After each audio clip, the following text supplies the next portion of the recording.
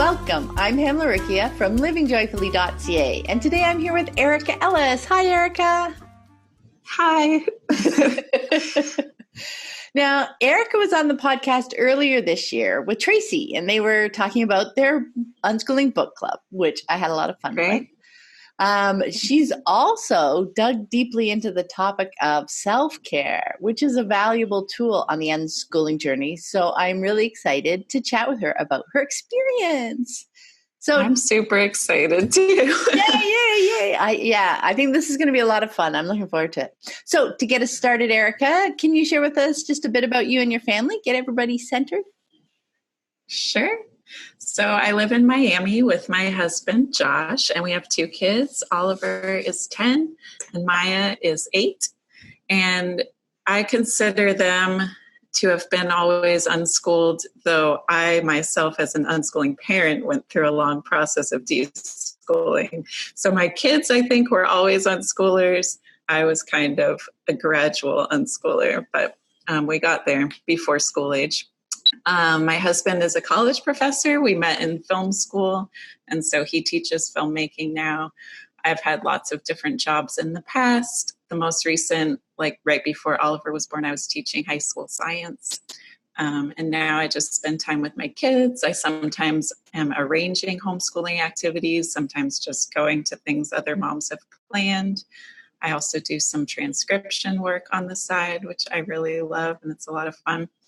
As a family, we really like video games, board games, watching movies, especially really funny stuff, comedy. Swimming is really fun, and traveling. And lately the kids have been really into creating stories about the Five Nights at Freddy's characters, which honestly, I can't really see like what they see in these characters, but it's been super creative and really fun to see how they've developed beyond what is just in the game. And I've been doing a lot of recipe exploration. Oliver has asked me to make a couple of crazy things he found on the internet. So last week I made the ultimate breakfast corn dogs, complete with deep frying, which I was like, what am I doing? But he was so happy that we tried that. For me, it's usually more like plant-based recipes, but for him, we'll go with breakfast corn dogs. We just got a new computer recently, and that was so that Maya would be able to play Sims 4, which has a cats and dogs expansion. And so she's been making so many pets, and there's a limit for each family to only have 7 pets, which to her is like, why only 7 dogs? And I'm like, it's a lot of dogs. So that's been really fun, just kind of exploring a new game with her. And then we love having play dates with our friends also. That's awesome. I loved hearing that little snapshot of all the things, because when you think of it over a week or two, it seems pretty consistent, right? All this food and dogs on Sims and stuff like that. But yeah, after a few months, when you take a moment to look back, it's really fun to see all the different places they go, isn't it? Right. And it has changed. I mean, it really does just go from one thing to the next. And whenever I feel like, they're going to be interested in this forever, this is our life forever, then the next week it's, it changes a little bit. And so it is fun to see and to look back on what they used to like and what we do now. Yeah, very cool. So let's dive right into the topic of self-care. It does come up regularly in unschooling discussions. And, even through that lens, it can be quite different than the conventional self-care advice. It takes a while to get to that point. You mentioned earlier, how long our journey is, right? Because we've absorbed so much of the conventional view of things.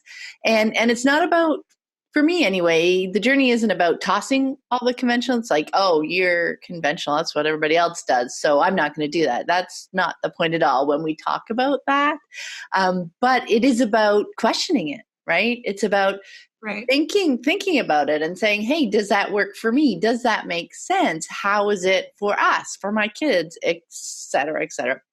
So I thought we could start with how you define self-care and why you feel it's an important thing to consider. Sure. So the way I think of self-care is it's a routine or some actions that you could take to promote the functioning of your body, a feeling of well-being in your body, but also in your mind and in your spirit or your heart or your emotions. So there's a lot of different layers to it. It's all about developing a relationship with yourself, which really reminds me of the same way that you would create a loving relationship with your child and putting that relationship first. It's about listening deeply to your body's messages and learning about what your own needs are so that you're able to be there for yourself and not get to a point of chronic stress and overwhelm. But I really think it's important for a self-care plan to fit into your daily life. And it can include a wide range of actions that could lead to a feeling of health and calm energy. And the reason I say calm energy is because you don't want to be in chronic stress, so you want to feel calm. But at the same time, you don't want to be so calm that you don't have energy to feel alive and motivated to do the things that you want to do throughout your day. So it's a combination of calm and energy that I'm looking for. I want my body to feel strong and relaxed and comfortable. I want my mind to feel, in the present moment and focused and calm, not racing with thoughts. And I want to feel a connection to the world, a connection to my family. So that kind of bigger picture feeling, like kind of more like a zoomed out perspective of life. So self-care to me is whatever leads me toward those feelings in my body and in my mind and in my spirit. Mm-hmm. Oh, I love the way you described that. And I really like that distinction between energy and calm, right? Because that, I kind of think, I'm just started reading a book last night called, I think it's Stillness is the Key. Ryan Holiday's new book, and it's about that stillness, that calm, that ability to kind of see a little bit bigger picture in the moment. But yeah, that doesn't mean a step disconnected. It doesn't mean lower energy. The word that came to mind when you were talking about it was responsive, like engaged in the moment. I don't need to be like crazy racing thoughts, but to have the energy to be able to engage and respond to the people that are with me, that's really important too, right? Does that make sense? Yeah, totally.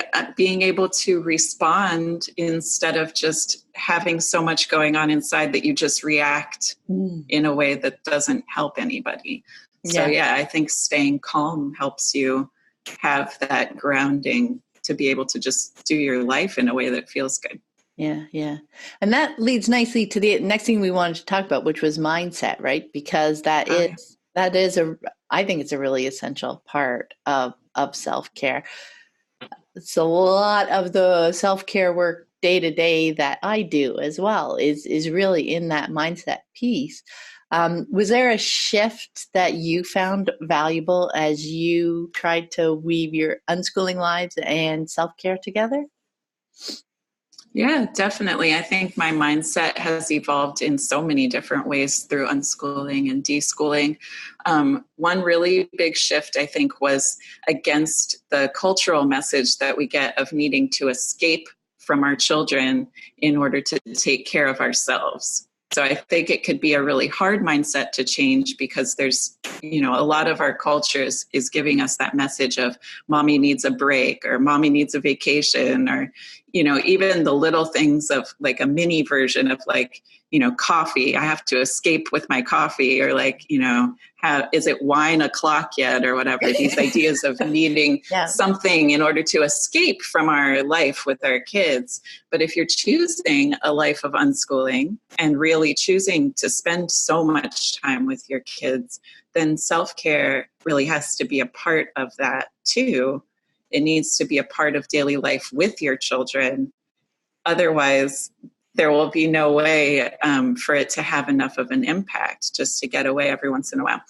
I would say there's nothing wrong with a mom's night out or with getaways or, if someone offers you a spa day, take that. But the work in developing a pattern and a routine of self-care that is embedded in your days is so worth it, because that's where you start to notice that every day feels manageable and every day feels better, and you don't have that same desperate craving for escape, like I got to get out of here.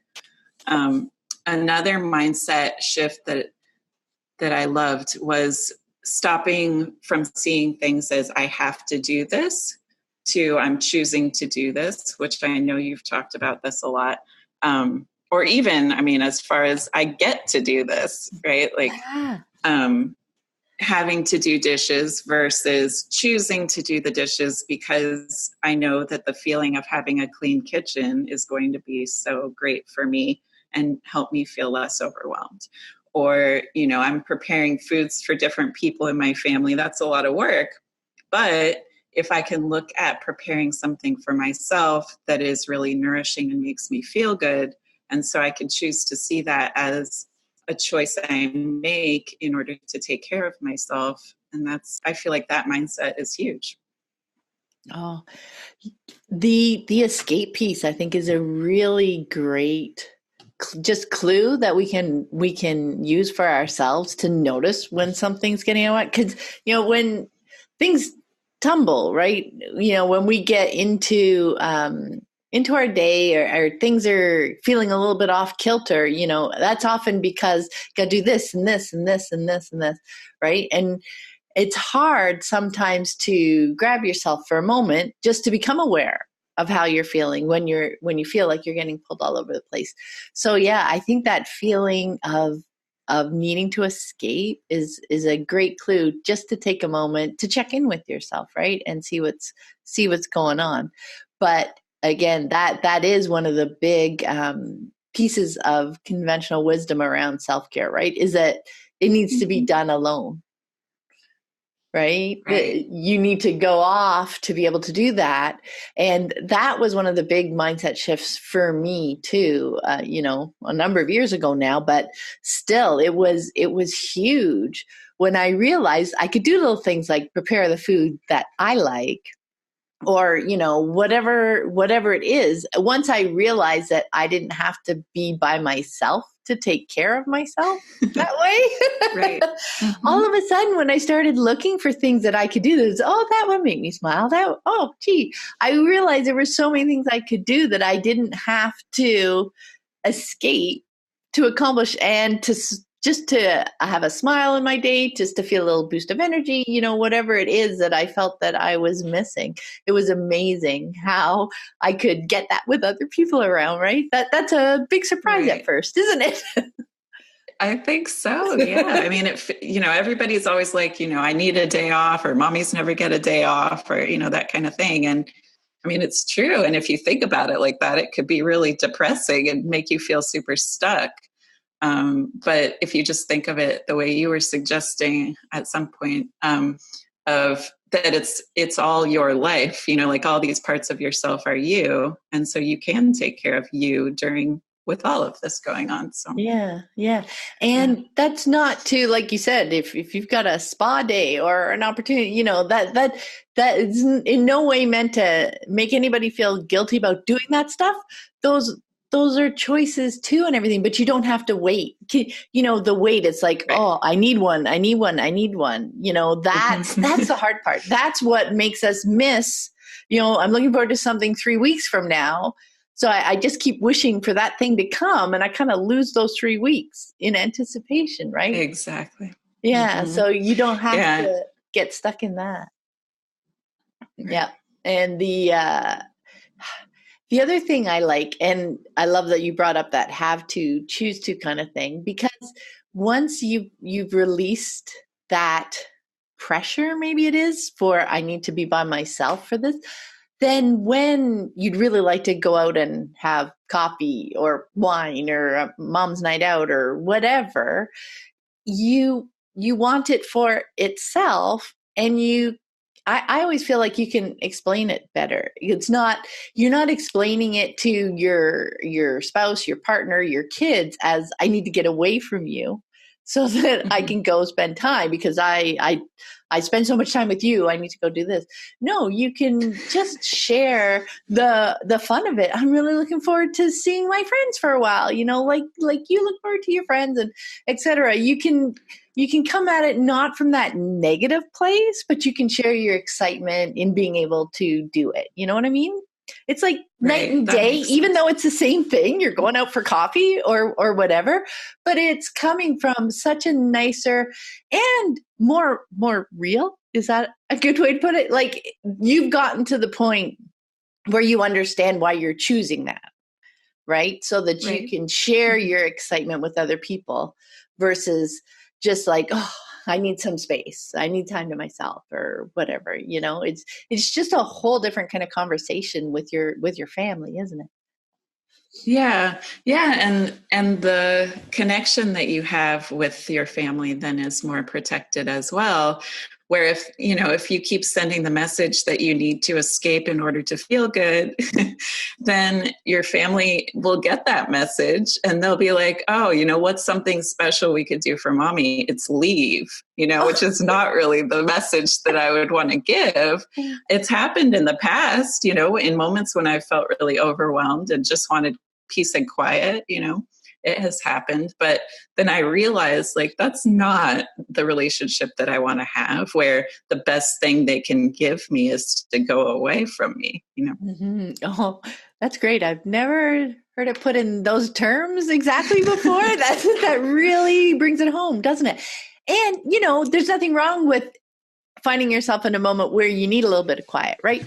But yeah, it's Right. not okay. So in 2 weeks, I'm going to get that. It's like, hey guys, Mm-hmm. I'm feeling overwhelmed right now. I need a little bit of quiet. I'm going to go. Can I go in this? Like it's something to problem solve with your kids in the moment when you're feeling it, right?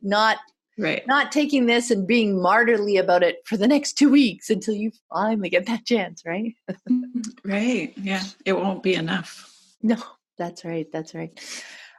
So let's dig in a little bit deeper, more specifically. Can you share some self care activities or tools that we could find helpful or that you found helpful for releasing maybe that stress or that overwhelm in the moment or maybe like just re energizing so that you can re engage in the moment? Sure.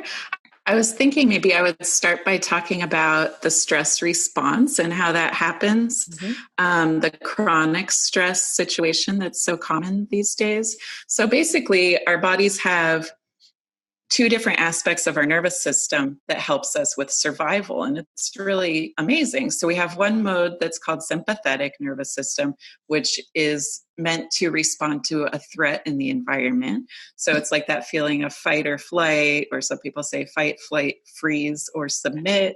There's various ways people describe it, but basically it's your body and mind gearing up to face a threat, which in the distant past would have probably been a physical threat, something like a predator, someone wants to kill us. So very smartly, we automatically turn on this system, the sympathetic mode that increases our heart rate, it increases our breathing rate. We stop digestion because that would just be a waste of energy at this time. We contract our muscles so that we're ready to run. It makes so much sense if you're being chased by a tiger.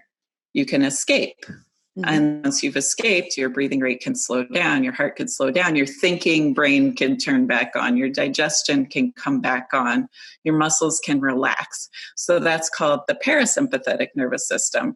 Everything calms down, the body and the mind can recover, and it's kind of a perfect system.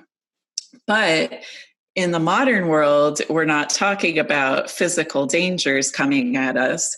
It's just all these little stresses, just little things like we had to wait in line, or people were bothering us, or there's too much noise, or we're thinking about something that could happen in the future, or the news is telling us about all the problems all over the world. And so there's so many different things that could trigger that fight or flight system to kick in, that it just doesn't ever stop. It's not like the tiger chases us and then it's gone. It's just this constant thing. So The unfortunate thing is that if your body is in that sympathetic state, it's not in the parasympathetic state. It can't do both. So you can't be fighting and flighting and calming yourself or digesting at the same time. You just can't do it. And so if you're stuck in that, that's what people would call chronic stress, is being stuck in that fight or flight mode for more time than your body can really handle. And you get that fatigue or nervousness or problems with digestion, body aches and pains from being, your muscles tense so much of the time. And then having your brain, overactive or buzzing, not able to think clearly, all that kind of stuff. So the good thing is that there are a lot of tools that work for most people to trigger yourself back into a calm parasympathetic response. So to turn off the stress, turn on the calm response. And I've really taken a lot of time to try to figure this out over the last few years because it's been a huge interest of mine. I found that going outside is really huge, just being in nature, seeing the sky. I think I really noticed that at first when my kids were babies. I felt like it really helped the babies to calm down when they were having, that upset feeling. But that is still a really big one. The breath is an amazing tool for calm because it sends a message to your brain that things are okay if you're able to breathe slowly, right? Because you can't run away from a tiger and breathe slowly at the same time. So it's just a message. So if you can inhale and then exhale very slowly, maybe double the length of the inhale, that is a signal right away to the brain that things must be safe if you're able to control your breath that well. Another one I've seen people do is alternate nostril breathing, where you cover one nostril, breathe in, switch, breathe out with the other nostril. So you're kind of creating this cycle of your breathing. So you breathe in through the left, out through the right, in through the right, out through the left, and you kind of block the other nostril with your finger or thumb. I'm not sure why that works so well, but it really is huge for anxiety. It's not so, it's more conspicuous than just doing the slow exhale. But, in moments at home, it's totally doable. And even out in public, it's probably doable. A lot of people have at least heard of it, so it's not too weird. So those have been really big. In yoga, all of these are called pranayama. So if you look up that, you can find other breathing techniques. I've also found a lot of success in increasing my well-being through my food choices. That's another thing you're going to do anyway, like breathing, eating. Yeah. So I might as well make choices that are helping my body feel better. So like that feel-good chemical serotonin, you need the precursors in order to even be able to make it. So if your diet is not including enough of the precursors to make the feel-good neurotransmitters, you literally can't feel good. And so for me, increasing leafy greens has really been a helpful one. Plenty of fruits and veggies, making sure to stay well hydrated. I've also done checking a couple of my vitamins like vitamin B and magnesium to make sure that those levels were good. So that has been really big. Let's see what else. Oh, like essential oils. So for some reason, I'm not sure why these work, but lavender and other calming oils, like they really do immediately make your brain go, oh, I could be calm. This is all right. Like, I'm not quite sure about why that works, but it really does. And citrus smells could be super uplifting, make me feel joyful. Lavender is very relaxing. Mint is like a really kind of awakening or invigorating smell. So that would be something really easy to include in a daily routine, with kids around, because all you have to do is smell it. And then, that sends a little message of, all right, we can calm down. And then moving, I have to mention moving around because everybody knows exercise is good for you, but it really, on days when I have been in a routine of moving throughout the day, or taking walks every day, there is this clarity of mind and this calmness that can happen that doesn't if I spend most of my time sitting around. And I found that I have a Fitbit, the watch, but I know some other watches will do it too, where it will buzz you if you haven't moved enough in the hour. Yep. So that throughout the whole day, you're getting up and moving, because it's not about like just one little episode of movement throughout your whole day. That won't be enough to get the effects of moving throughout the day. So when I do that, I do have more energy throughout the day and feel much better. Digestive issues really are helped by that. Anxiety is really helped by that too, I think. Plus, movement is something that most kids are pretty into. So you could usually include kids in things like dance parties or going outside for a walk or run.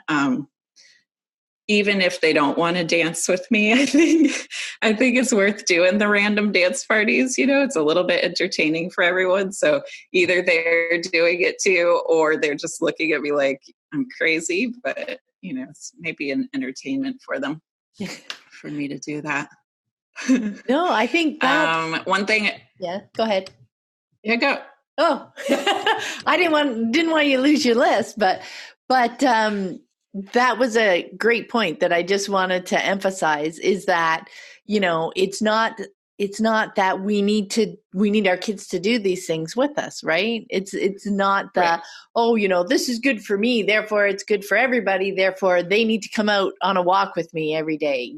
That's not, we don't need to approach it that way, right? When we bring our unschooling lunch to it, everybody's choosing what's feeling good for them in the moment. There's no reason you can't mention it to them unless they feel like you're trying to pressure them. It depends on where your trust and connection is in that moment, right? Right. But, offering it up. But I love the dance party idea, right? Because we can get our movement needs met while still literally being in the room with them if they would like us to be around. And we don't even need, like, you've got your headphones on there, right? You can put headphones on, put music on, and dance around and move, or stand up and march in place while you're watching them play, or do whatever it is they're doing if they want. That's the creative piece. It's not the, the martyrly piece. Well, I can't leave them because they want me to, do X, Y, Z or whatever, and that I feel like sometimes without even realize it, we can be using that as a bit of an excuse. And I say we don't even realize it because, we want to support our kids. We want to do those things. But also this self-care piece is about also considering our needs, right, as well. And truly, truly, in the end, I can't remember a time when I haven't managed to figure out a way where we can all get our needs met. If not in that literal moment, like within the next couple hours, within the next day, whatever, we can figure out a path forward. So it's okay to bring our needs. I was going to say bring them up. I mean, it all depends on your kids, right? And your relationship and how, if they like to talk a lot or if they don't or whatever. If you just start marching in the spot or whatever, or some jumping jacks or whatever just gets the blood flowing, maybe they'll ask or whatever. It doesn't matter. It's you meeting your needs, right? Right. Yeah. And it doesn't really matter what the response is. And I love that point that you are not expecting them to be doing the same thing as you. And that's huge. But just seeing me do it kind of opens up an idea for them of, well, what do I feel like doing also? Exactly. I only have two. Okay. Yeah. Go. Okay. Two more before I forget them. Yeah. So the one that I added pretty recently was a daily meditation practice. Mm-hmm. And I know I've heard other moms talk about using this as well, but I find it so helpful in becoming less reactive, like we were talking about earlier, and to be able to experience, all the things that happen during the day in a mindful way. And so this is something I've experimented with over the last few years.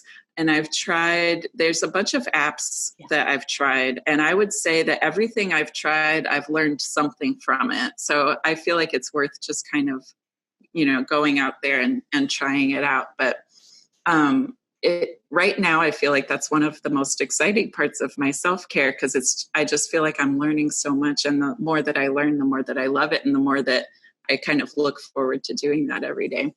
And then the last one I have to mention is sleeping, because that's one that a lot of moms, I feel like, tend to give up on, the possibility of getting good sleep or getting enough sleep. It's just kind of like a thing. Like when you have kids, I'm never going to get enough sleep. But I don't think it's something that you should give up on, because even a slight improvement could make a huge difference. And, the average person probably could use 8 hours of sleep a night. Maybe you're only getting 6 hours of sleep a night, and you could use a little bit more.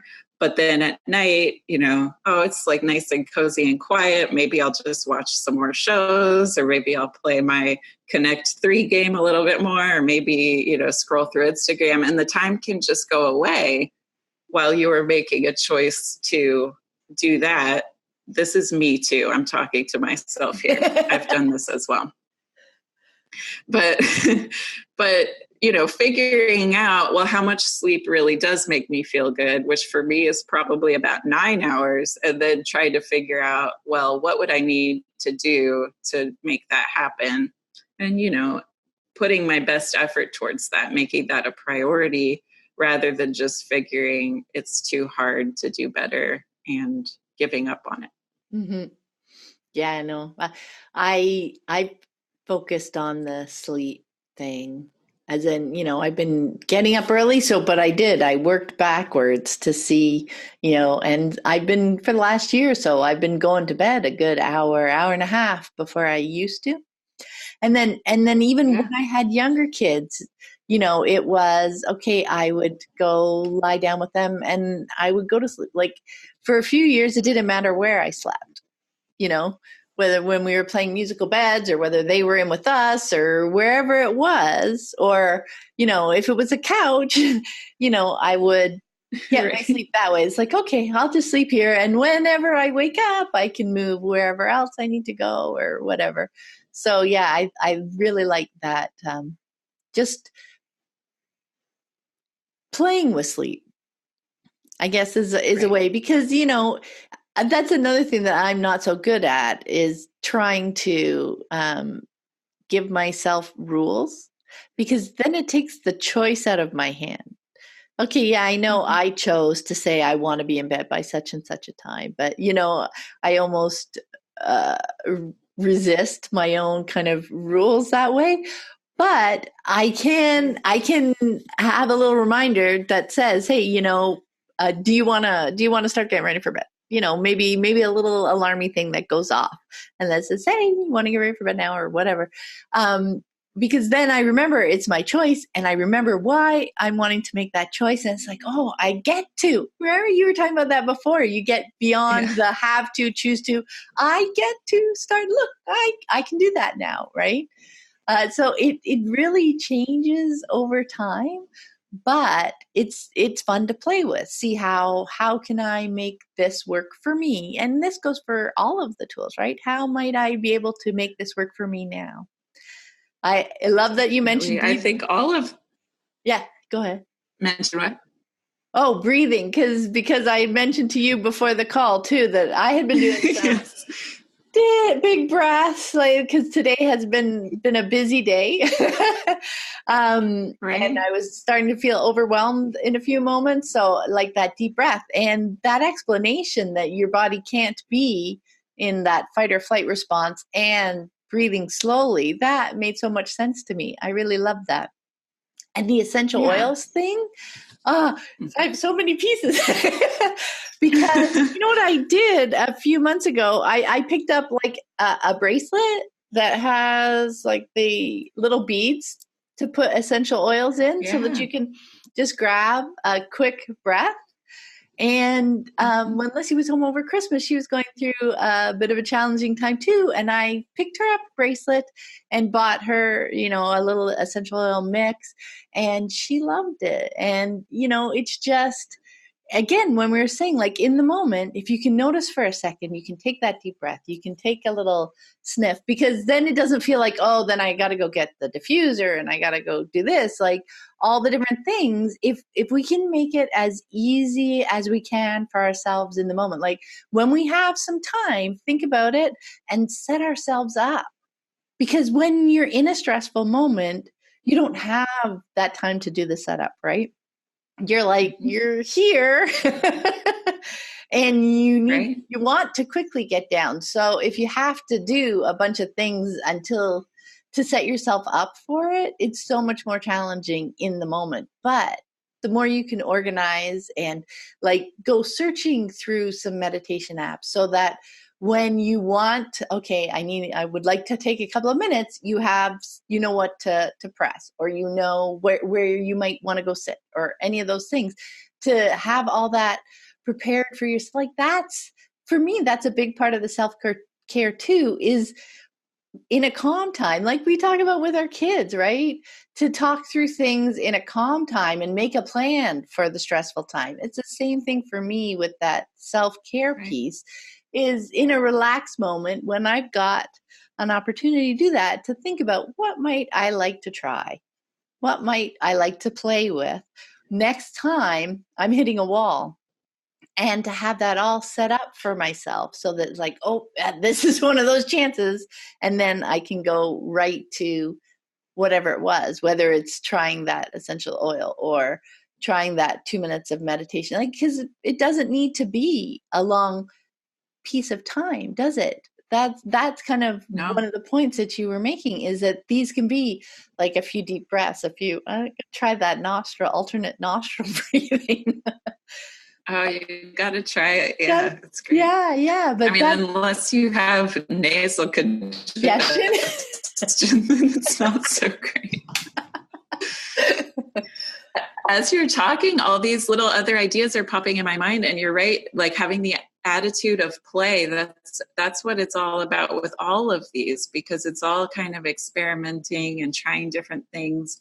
But I was reading a book that mentioned, if you're feeling angry and overwhelmed, to look up. And I tried that, and I was like, whoa, that's an easy one that really works quickly too. Because there's something about, like, you're getting too focused on something and you get overwhelmed, you just look up and your brain goes, oh, there's more than just what's going on right here. Wow, yeah. Something like that. But that one was really huge. Just like splashing cold water on your face, or washing your face with warm water, depending on how you're feeling. That's something to play around with. Drinking a glass of water, that's something that my kids mentioned to me when I seem to be getting overwhelmed, that maybe I might need a glass of water, and that can help a lot too. So yeah, these things can be tiny and just like kind of regular things that you could do anytime. So Yeah. Well, and actually we kind of dove right into the next question, didn't we? Which was finding we ways did. to fit self-care activities into our unschooling days. And yeah, that's been a big piece. And when you mentioned your kids have been saying, maybe you want a glass of water, Mom. Ooh, that's our next question, which was, have your kids been absorbing some ideas about self-care? I love when our conversations just naturally flow through the question. We work hard to It's put those questions awesome. together, so it makes sense. Um, I loved that piece because, that's us taking care of ourselves while our kids are around. It's not that we need to go Right. off, like we were talking before. I don't need to go hide to do these things. You can still meditate with your kids playing there in the room. That is Yes. a great part of it too. It's not that you need total silence for to do things like that, to sit and take a deep breath for Right. a couple of minutes, any of those things. And when they see you doing them, they're curious. What are you doing? Oh, just, and a quick explanation. Maybe asking if they want to participate in certain situations. You know your kids and the moment, so you'll get a feel for when it might be something helpful to mention or not, or something to bring up later on, that kind of stuff. But it becomes part of living, right? It becomes part of our self-awareness, part of seeing ourselves, and as an example for our kids as well, and helping them talk through their moments, and just tools and ideas we can suggest for them, right? Right, totally. Yeah, my kids are used to seeing me do what I've started calling my morning routine now, which is I try to start when I wake up, I drink water, and then after that I drink a veggie juice that I make, like a green juice. Then I try to do my meditation after that, and I try to do some kind of stretching after that.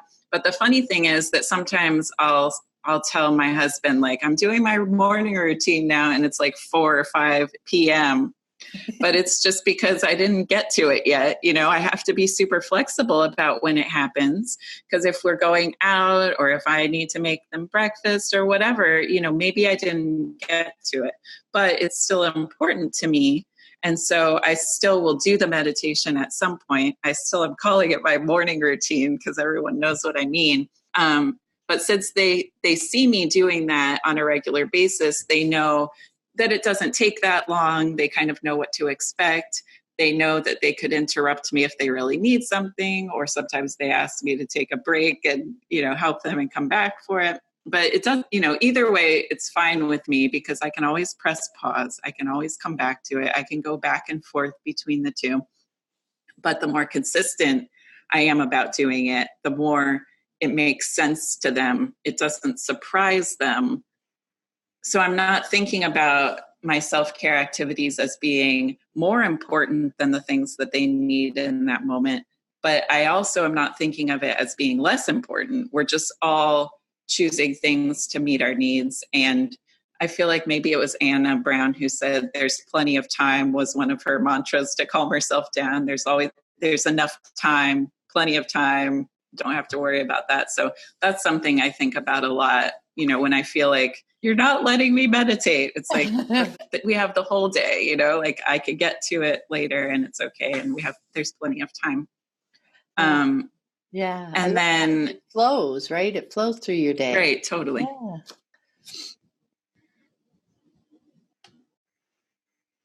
Yeah. I also wanted to mention that the way that I'm making the different food for all of us, because that can definitely be triggering. But I'm trying to think of it, and most of the time I'm able to think of it as it's okay, or even better than okay, that we're all making different food choices, because we all have different bodies and we all are different ages and we all have different levels of activity. And so, of course, it would make sense that we're all eating different things.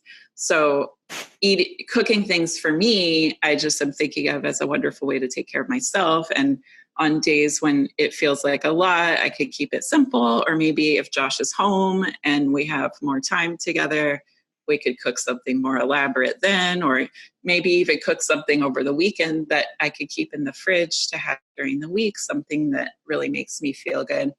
So the past couple of years, Josh and I have been experimenting with eating more whole food, plant-based type eating, which feels really good to me. But that has also opened up a lot of really cool discussions with the kids about food and about listening to your body and making decisions about what to eat based on how your body feels. And I've noticed that the way that they're talking now about food is a lot aligned with that, saying that it feels really good when they eat this, which, I mean, for them might be some candy, but, they are listening to their bodies and saying, this makes me feel great when I eat it and I want to have it again for next week. And so then I've made sure to talk about how tastes and preferences change over time. And that, just because this is what they like now doesn't mean they always will, because, as a kid, I loved those same foods that they like now. And now I'm feeling like my body really craves veggies. And so, they won't be surprised if later on they start to crave things that they thought they didn't like. Yeah, I love that. It's funny. I mentioned that, I think, a couple of days ago. Maybe I was talking to Joseph, And I said, 'cause I had a nice big, I was making a nice big plate of Brussels sprouts, of sauteed Brussels sprouts. And I was just laughing. And I mentioned, I could not stand these growing up, no matter how many times, my mom made them or tried, to see, for me to try them and see if I liked them, et cetera, et cetera. But, I just love them so much now, and I couldn't stand them for, 30 years. But that's it, Right. and that's just the pieces of sharing our lives with our kids is sharing those little observations about ourselves, and then he just laughed, and sometimes they'll pop in with, oh yeah, I used to really dislike this and now I like this, or it's just noticing these pieces about ourselves and sharing them with each other, because that, and then it's just another point of connection, isn't it, with them, even if they just laugh, even if they in a moment don't really take it in. Sometimes you don't think your kids even notice the things that you're saying, and then I'll say it's a good time to just pay attention to see whether or not maybe they would prefer you not. Because I know sometimes I say, sometimes there have been times when it's been valuable for me to not say much, right? That's the thing with unschooling. You really have to kind of preface everything that you say, because it's all about the moment. It's all about the individuals, right? It's all. So yes, it's been very connecting to point these bits out about life, about the food, about how we feel, sharing those tidbits. And then it's also okay because I don't want anybody my kid hates when I mention those things. They don't want well, then don't. It's okay. It doesn't mean, because again, like there's time. There's always time. There's years. And we don't even need to talk about, there's 18 years. No. We're in a relationship for life with our kids. And if they're 30 years old when they discover they like Brussels sprouts, that's okay. That's perfectly okay. Because that's what I want really to try them. Right? I mean, that's the lovely thing too, is that I guess I call them seasons. Lizzie used to not like if I used the word phase, you're going through a phase. And I really agreed with her, because she's like, then if people say it's a phase that I'm going through, then it diminishes my passion for that, because it presupposes that it's going to end. And yes. I thought, wow, that is a really good point. You may love that forever. It may not be a phase. It's also usually, if they say phases, it's kind of hoping that it will end, which is really kind of rude. Yeah, exactly. to the child going through it. Right. Yeah, I was noticing with Maya, she has started having her own morning routine. So that includes, she likes to get dressed right away and have her hair fixed. And then she likes to wash her face, she said, because it feels really good. And then I noticed in the last week, Oliver also said that he had a morning routine, though he didn't have much details about it. But they are like, they do it not because, they would never do it because I tell them to, but they did it because it just seemed like a good idea to them. And then I also love that Oliver will ask me really deep questions a lot. Like he will ask me, do you have to do yoga or do you want to? And I'm like, I like that, because now you're thinking about, that's what it's all about, to want to do it and to be choosing the things that make you feel good. And so I say, I want to. And he says, why? Because to him, it makes no sense. And I'm like, well, to me, it makes my body feel really good after I'm done. And it also makes me feel relaxed. And he's like, oh, and just kind of takes that idea with him. And I love that, because I noticed, like we were at the park one day and he was running as fast as he could and coming back and saying, I'm out of breath now. And I really like how that feels. I'm going to do it again. And so then he did it again, just to get that feeling. And so then we were talking about like, well, then, maybe we should do that more often, or, just kind of trying to include the things that make us feel great. Yeah. Yeah. I love that. Those conversations, right? That I guess that really is the whole point, right? Of self-care is to take the time to figure out for yourself, right? And live it. Like that's what we're talking about, learning is a lifelong thing, self-care is a lifelong thing. Becoming aware of how you're feeling and what you're thinking and all that kind of stuff. Like that is part of life, part of living, I guess, engaged rather than all the expectations, right? Look, they're both E's. Engaged versus expectations, right? Just doing what, like, because we can even put those expectations, like that's what he was saying. Why are you doing that? Do you want to do it or do you have to do it? That's the whole expectation versus choice thing, right? I mean, I love that he's Right. just seeing it right there in the yoga, because that happens to be something that at this moment anyway, it sounds like he feels he wouldn't choose to do. And so it's curious to him that you're choosing it. And I think that's just amazing. What a fun conversation to have.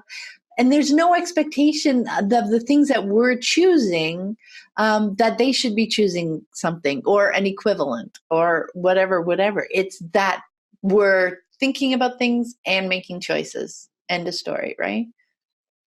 Right. And Definitely. playing with them And to see, because yeah, it can change over time. right. And they do change over Yeah. time. And sometimes in the past, I've been kind of embarrassed about how I go from one thing to another thing to another thing. But the way that what it has in common is me following what feels good to me and trying to figure out what works for me. And so it really shouldn't be an embarrassing thing to go from program to program, as long as I'm continuing to, find ways I like to move, find ways I like to eat, find things that make my brain feel great or whatever it is. I love that, just the way you phrased that. I've been playing with yoga as well. And then there's I don't know if you've come across the Yoga with Adrienne channel on YouTube. She's my And favorite. I know, Yes. me too. But her phrase, her catchphrase, tag phrase, whatever, is find what feels good. Right. Right? That's And perfect. that's exactly it, right? And that exploration can just keep going. And that's the exciting thing too, right? I mean, yeah, I get past the embarrassment of, well, and I think that's a great lesson even for ourselves. Like you were saying, that I keep changing, that I keep moving on to something different and something different. It's like, oh, can't I ever figure myself out? But no, we are always growing and changing, and that's just a whole part of it. Like that's going to happen. Even if we're kind of doing the same things, like we're still exploring it more deeply. It's not going to, when it becomes rote or routine, that's when it becomes kind of boring, and our mind wants to move on. So whether we are going to dive deeper or we're going to expand into something else, we're not going to stagnate. I think it's probably, if we're paying attention to ourselves, or else it's an expectation that we're meeting. It's like, oh, I got to do this again. I got to do this again. And yeah, that really throws it all off. It's not as fulfilling anymore, is it? When it becomes, Right. yeah. Yeah. Well, thank you so much for taking the time to speak with me today, Eric. I really appreciate all the thought and information that you put into it, because I really love this topic, and I think it's going to really connect with a lot of people. So thank you so much. Oh, good. I mean, it's the combination of basically my two favorite things. So I was really excited to get to do this. Oh, yay. I love it. I love it. Before we go, if people would like to connect with you online, how can they do that? Well, I'm on Facebook. I have a local group on there called South Miami Unschoolers. So if anyone's in the South Florida area, that's that. I'm also on Instagram. I'm Hello Erika Ellis. I can also maybe give you a list of books or resources that have helped me if you want to put them in the show notes to share. Maybe that will be helpful to listeners who want to expand their practices. Oh, that's awesome. Yes, I'll definitely put those in the show notes. Thank you very much and have a great day. Have you done your morning routine yet today? Of course not, Pam. I was getting ready for this call. All right. To be honest, I've had my water and I've had my juice, but it ended there so far. I will continue. Well, enjoy and continue with the flow of your day. Thank you very much. Have fun. Bye.